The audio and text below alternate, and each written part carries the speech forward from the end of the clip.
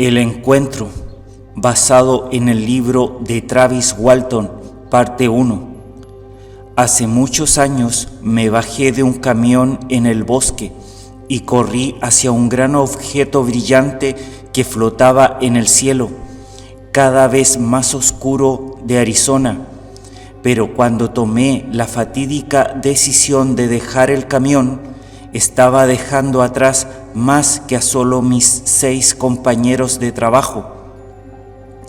Estaba dejando atrás para siempre toda apariencia de una vida normal, corriendo precipitadamente hacia una experiencia tan abrumadoramente desgarradora en sus efectos, tan devastadora en sus consecuencias, que mi vida nunca podría jamás volver a ser la misma otra vez.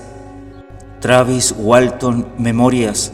Travis Walton vino al mundo en algún punto de Payson, pueblo del condado de Gale, Arizona, un 10 de febrero de 1953, hijo de Mary Walton Kellett, una mujer de ascendencia Cherokee. El nombre del padre de Travis aparece silenciado, tan solo referencias de un abandono temprano tras fugarse con otra mujer. 5 hermanos de sangre, más otros 5 niños adoptados, completaban su numerosa familia.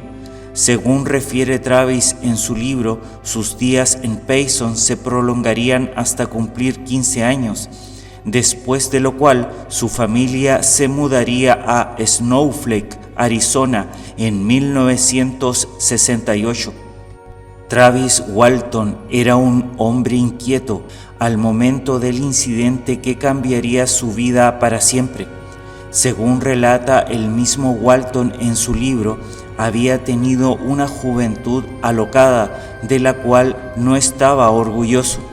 Había corrido autos, participado en rodeos junto a su hermano mayor, montando toros en Oklahoma, participó en algunos rounds de boxeo e ingresó a la escuela de karate de White Mountain junto con su amigo y posterior compañero de trabajo Mike Rogers.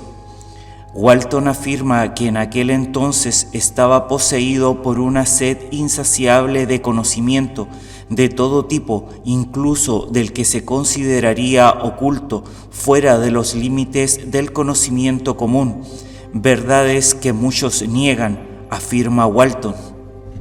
Pese a que su participación en la secundaria no fue muy destacada, logró entrar a la Universidad Nao, la Universidad del Norte de Arizona, donde saltó de carrera en carrera, ingeniería electrónica, derecho, psicología, lo cual con los años lo alentó a seguir leyendo libros de filosofía, religión, arte, idiomas, música, ciencias y literatura. Finalmente se convirtió en técnico en emergencias médicas, certificado por el Estado. Además, trabajó en el cercano aeropuerto Snowlong para pagar su escuela de lecciones de vuelo como piloto privado. Por aquellos años aceptará un trabajo que cambiará su vida para siempre, junto a su amigo Mike Rogers, un trabajo como operarios forestales, solo, como el mismo Walton describe, por un afán de competencia, pues, como se desprende de su relato, a Walton siempre le llamó la sed de aventura y la necesidad de competir, siempre buscando las condiciones más adversas para hacerlo, y eso era justamente lo que le ofrecía este trabajo. Así fue como en la mañana del miércoles 5 de noviembre de 1975, Walton y un grupo de leñadores se encontraba trabajando en el Parque Nacional de Apache Setgrip, cerca del pequeño pueblo de Snowflake, Arizona, Estados Unidos, según relata el mismo Travis Walton en su libro Fuego en el Cielo. Él y su grupo de trabajo de 6 personas, Mike Rogers, Ken Patterson, John Goulet, Steve Pierce, Allen Dallis y Wayne Smith, se encontraban trabajando en el contrato de raleo de árboles de Turkey Spring, en un sector extenso y remoto conocido como Mogollon Rim. Básicamente, el raleo implica espaciar y mejorar los macizos gruesos de árboles más pequeños para permitir su crecimiento más rápido. Incluso un bosque virgen tiene densos matorrales de árboles pequeños que requieren muchos años para que la dominación natural seleccione cuál de los árboles sobrevivirá, describe Walton. Según dice, además, las especificaciones del contrato basaban el tamaño de los árboles en el diámetro a la altura del pecho, porque los diámetros cerca del suelo no se correlacionan bien con el tamaño real. Por lo mismo, él y Mike hacían apuestas sin dinero para ver quién podía adivinar qué diámetro leería la báscula sin tocar el árbol. Además, debatían de todo tipo de cosas, filosofía, eventos actuales, además de cosas que ocurrían en sus vidas. Pese a que ambos intentaban hacer el trabajo entretenido, este seguía siendo muy duro. Walton cuenta que debido a la altura en la cual trabajaban, muchas veces el solo hecho de ir al camión por las sierras ya era un trabajo agotador porque los dejaba sin aliento. Debido a esto, el grupo de trabajo se había ido mermando poco a poco. Muchos renunciaban o eran reemplazados por personal más fresco. Entre los nuevos estaba Ken Patterson, quien Mike conocía desde hacía años, pues habían crecido juntos. Patterson era un ex atleta de secundaria, un tipo tranquilo, introspectivo y siempre educado. Era un trabajador constante y se llevaba bien con todos. No así Allen Dalis, quien había estado allí por más tiempo, sobreviviendo a varios otros hombres que iban y venían durante el verano. Él también tenía más experiencia porque había trabajado para Mike antes, aunque no se llevaban bien en absoluto. De hecho, se habían trenzado a golpes en alguna oportunidad. Sin embargo, era un gran aserrador. John Goulet era lo más parecido a un compañero que Allen tenía en el equipo. John había trabajado para Mike antes en un par de ocasiones. John y Allen habían completado su servicio en la Marina, por lo cual habían forjado una especie de amistad en aquel entonces. Fue el mismo Goulet quien trajo a un tipo desgarbado y muy alto llamado Dwayne Smith, que estaba buscando trabajo. Era nuevo en este tipo de faenas y solo había estado allí 3 días. Al ser nuevo, no era muy extrovertido y solía estar con Allen y John. El último del equipo era un chico al cual apodaban el Kid. Se trataba de Steve Pierce. La familia de Steve no era nativa del área, aunque poseían tierras al este de Snowflake. Steve había estado con nosotros durante algunas semanas. Era el más joven de la tripulación, pero era fuerte y grande para su edad. Walton describe el miércoles 5 de noviembre de 1975 como un día normal de trabajo, una tranquila y soleada mañana de otoño. Pese a que la mayoría podría pensar que Arizona es una zona árida de roca hostil y desnuda, cactus y desiertos arenosos, también existen cientos de kilómetros cuadrados de zonas verdes, extensos bosques, una mezcla de robles, abetos y pinos que cubren más de 1/4 parte del estado. Walton describe de la siguiente forma su experiencia de trabajo. Estábamos trabajando en el contrato de raleo de árboles de Turkey Spring. Básicamente, el raleo implica espaciar y mejorar las masas espesas de árboles más pequeños para permitir su crecimiento más rápido. Esto acelera la selección natural al eliminar lo imperfecto, árboles enfermos y dañados, espaciando así los restantes. todo según un conjunto de especificaciones bien investigadas y establecidas por el Servicio Forestal. El cartel a la entrada del Bosque Nacional Apache Seth-Griff lleva la palabra Tierra de muchos usos, programa de servicios para el multiuso de todos los recursos forestales. La densidad permite un mayor pastoreo. La cuenca hidrográfica se incrementa en millones de galones sin mayor erosión. La caza, la pesca e incluso la recreación son usos del suelo que se benefician del raleo. Aquel día Walton y sus compañeros se encontraban cortando una franja de reducción de combustible en la cima de una cresta.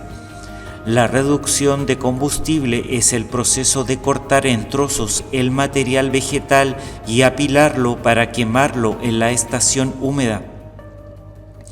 Los madereros que habían talado el área antes que nosotros habían usado sus topadoras para empujar su tala en enormes montones en la misma franja.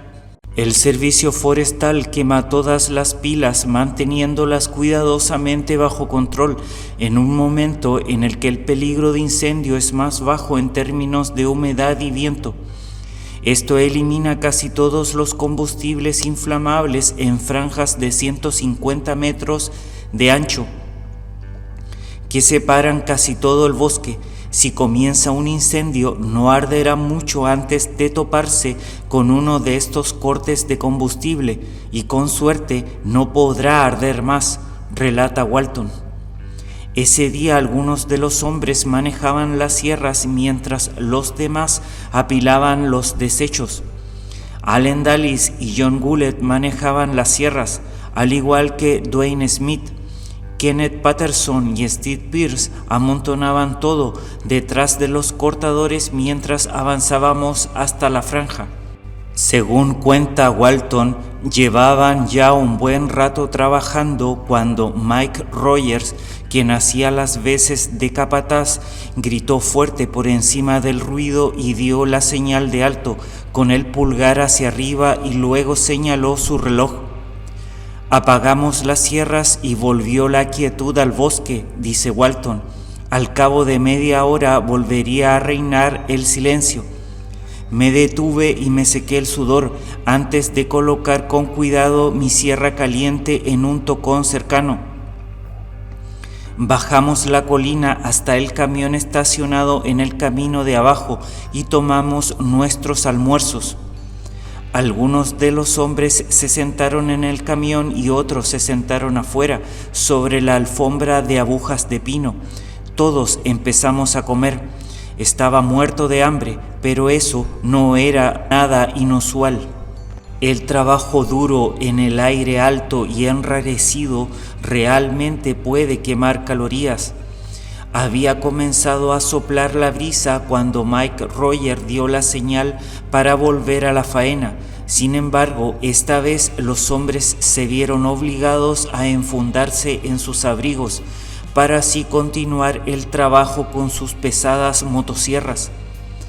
Walton nos aclara que Turkin Spring era el mejor contrato en términos de rentabilidad que Mike había recibido jamás.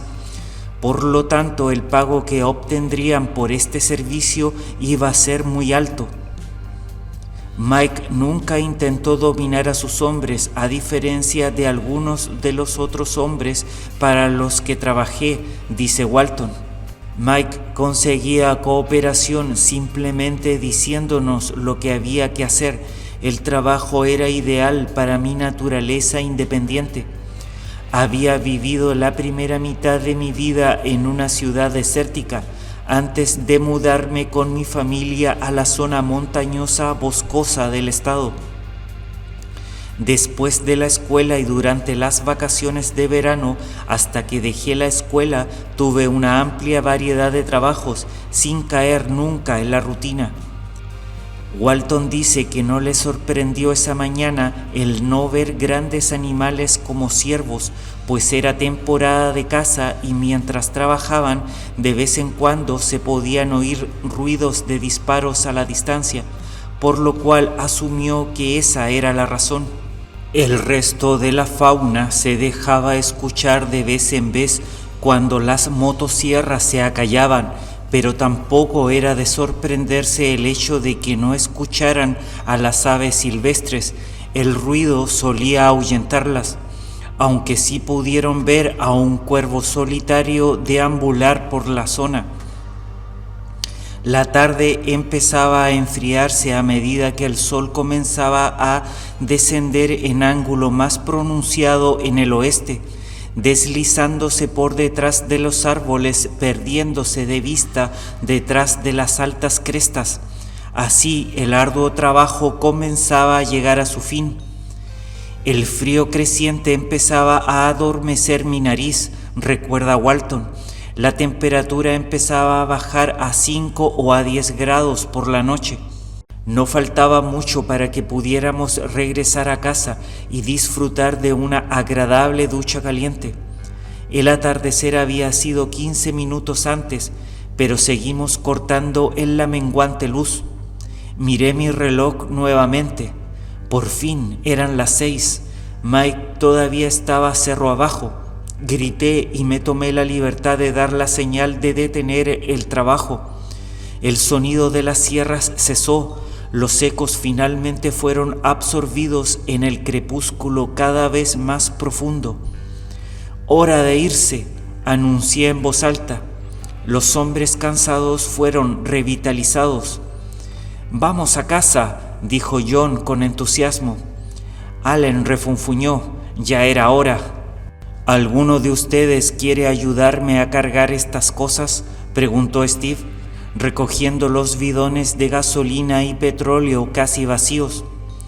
John agarró la jarra de agua y una lata de aceite.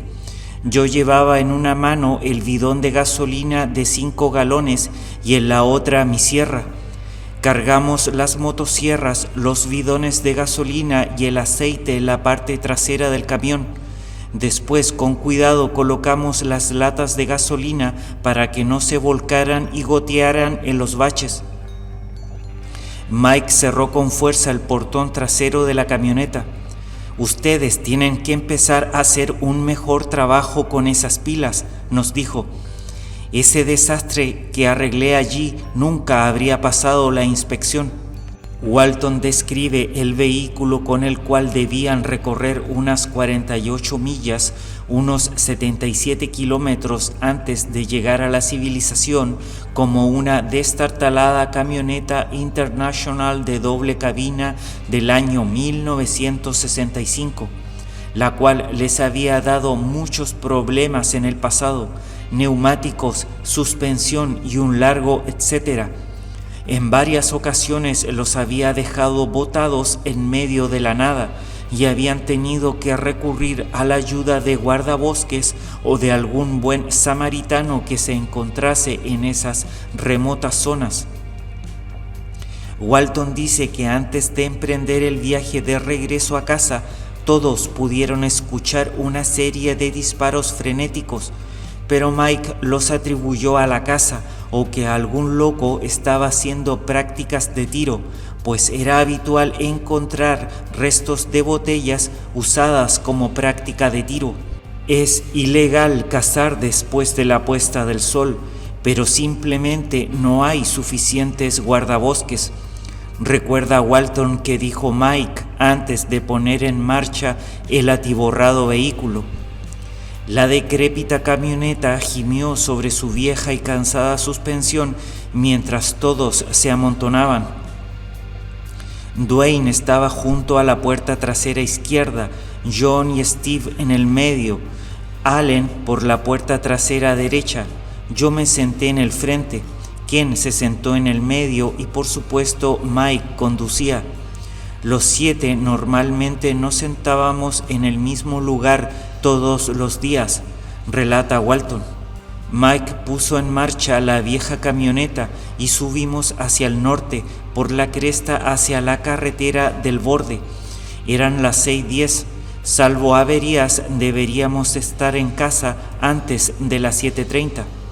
Dejamos las ventanas abiertas para poder refrescarnos un poco. Mike, Ken y yo no fumamos y prefiero inhalar aire genuino y puro. Los 4 en el asiento trasero se iluminaron tan pronto nos pusimos en marcha. Estaban ansiosos después de horas sin fumar. Generalmente tomamos una siesta de camino al trabajo todos los días. Los hombres siguieron su camino por un buen rato, entre conversaciones y bromas, mientras el viejo camión seguía tocando fondo con un sonido sordo, rebotando y balanceándose en sus desgastados amortiguadores. En ese momento me llamó la atención una luz que venía de entre los árboles de la derecha. Recuerda Travis Walton, 100 metros más adelante. Asumí ociosamente que el resplandor era el sol poniéndose en el oeste. Entonces recordé que el sol se había puesto hacía media hora. Se me ocurrió que podrían ser las luces de algunos cazadores acampados allí, faros o tal vez un incendio.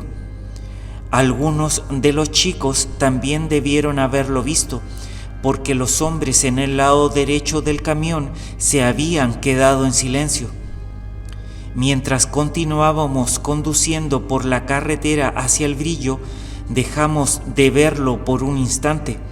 Apenas pudimos vislumbrar algo a través de ramas retorcidas antes de pasar la abertura entre los árboles. «¡Hijo de!», Allen exclamó. «¿Qué demonios fue eso?», pregunté. Mis ojos se esforzaron por encontrarle sentido al brillo a través de la densa masa de árboles que bloqueaban nuestra visión. Desde mi ventana abierta pude ver el color amarillento. El brillo cruzaba nuestro camino hacia la carretera otros 40 metros más adelante. Intrigado, estaba impaciente por pasar los pinos intermedios. «Apresúrate, continúa hasta donde podamos ver», alguien instó a Mike. Desde el asiento del conductor, Mike no podía mirar hacia arriba en el ángulo adecuado sin tener que inclinarse mucho.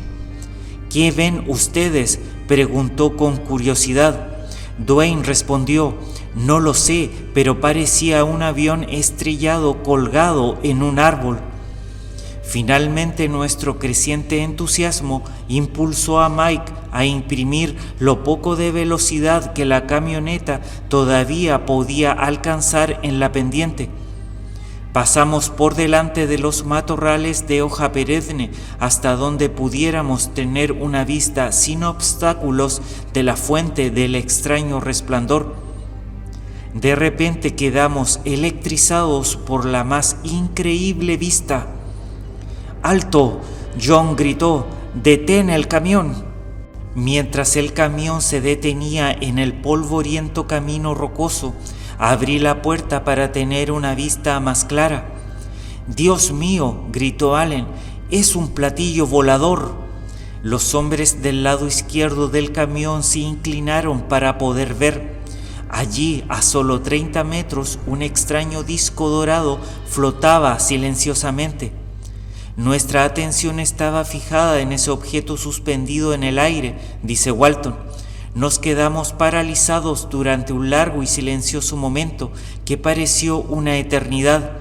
Casi se podía oír nuestros corazones latiendo». A menos de 30 metros de distancia, según el relato de Walton, se encontraba una nave suspendida, inmóvil, en medio del bosque, a 5 metros por encima de una pila enredada de cortes de madera. La nave estaba estacionaria, flotando muy por debajo de las copas de los árboles, cerca de la cima de la cresta. La dura precisión mecánica del vehículo luminoso contrastaba con la aspereza primitiva del entorno oscuro. Sus bordes eran claramente definidos.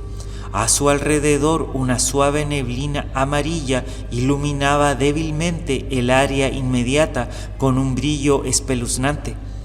Bajo la extraña luz, el bosque circundante adquirió un aspecto extraño, recuerda Walton. Calculé que el objeto tenía un diámetro total de 15 o 20 pies, dice Walton, 8 o 10 pies de espesor. El disco aplanado tenía la forma de 2 moldes para pasteles gigantes, colocados borde con borde, con un pequeño cuenco redondo al revés en la parte superior. Apenas visible desde nuestro ángulo de visión, una cúpula blanca se elevaba sobre el contorno superior de la nave. Pudimos ver franjas más oscuras de un brillo plateado opaco que dividía las áreas brillantes en secciones similares a paneles. La tenue luz amarillenta de la superficie tenía el brillo del metal caliente recién salido de un alto horno. No había antenas visibles ni protuberancias de ningún tipo, nada que pareciera una escotilla o estructuras similares a ventanas. No hubo movimiento y ningún sonido de la nave, casi parecía estar muerta en el aire.